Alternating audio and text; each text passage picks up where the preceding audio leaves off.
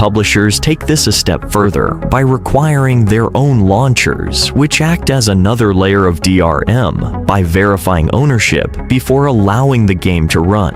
And while that might already sound impossible to get around, Valve itself admits that Steam's DRM isn't designed to stop determined attackers, but rather casual piracy, such as simply copying the game files into another computer.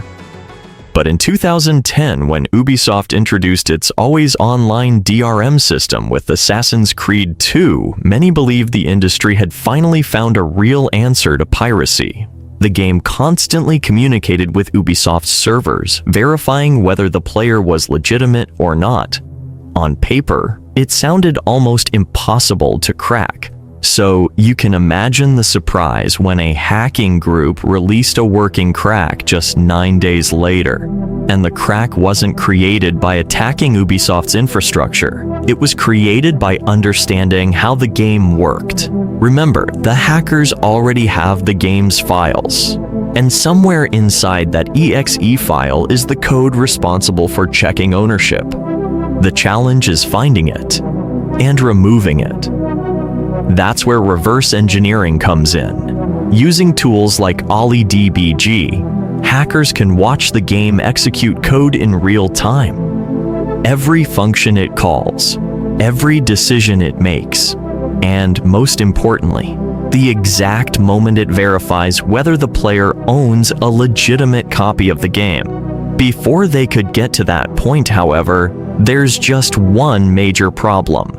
When developers create a game, they write it using source code, human-readable instructions written in languages like C++ or C#.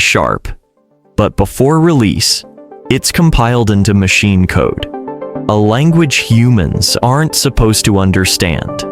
And here's where a tool called IDA Pro comes in. Think of it as a translator.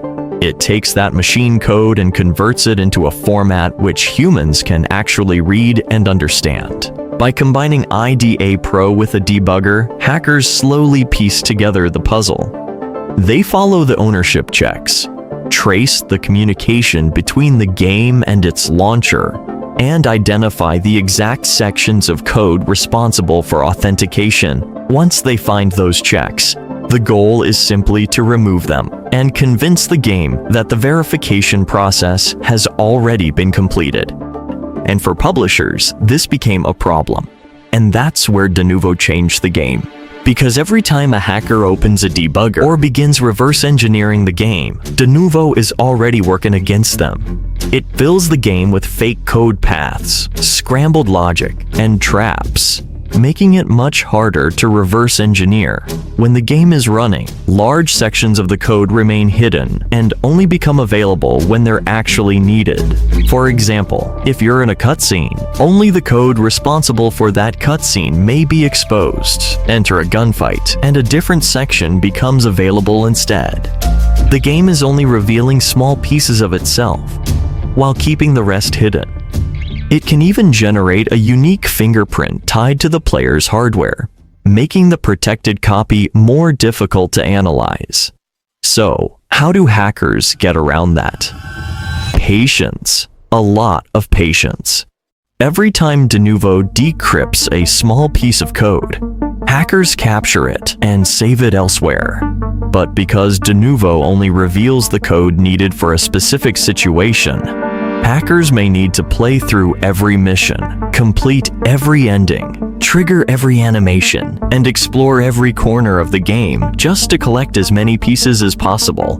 Once they have those fragments, they use tools like IDA Pro to analyze the recovered code and remove Denuvo's traps and security functions. But this is where things become even more difficult. Because if they leave behind even a single line or patch the wrong piece of code, the game can become almost unplayable. That's why some cracked versions of games have launched with major issues. Pirated copies of Assassin's Creed Mirage were notorious for crashing every 30 minutes, while cracked versions of Metal Gear Solid became known for a prologue crash glitch that prevented players from progressing normally.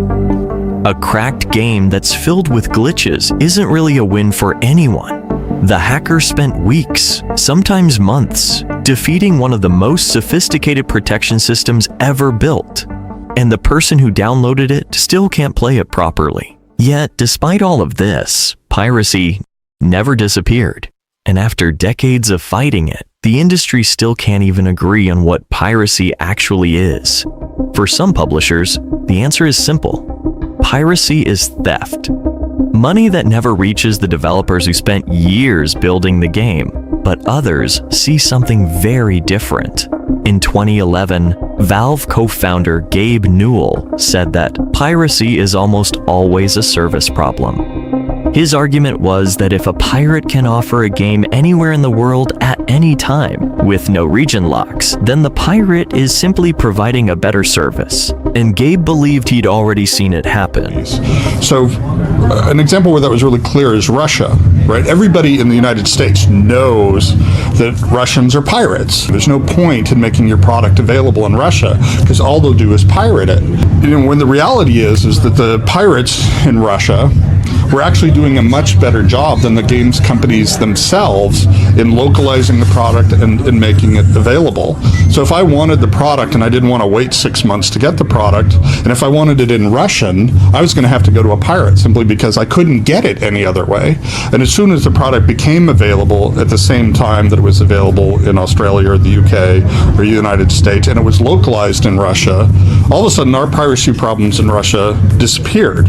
So it really is a question of offering a viewing. And that's the strange reality of piracy. Because to some people, piracy is a crime. To others, it's a necessity. And maybe that's why nobody has ever found an answer that satisfies everyone. Because no matter how much technology changes, it can never change the reasons why people pirate games in the first place. Regardless of where you stand, piracy has left a permanent mark on the gaming industry.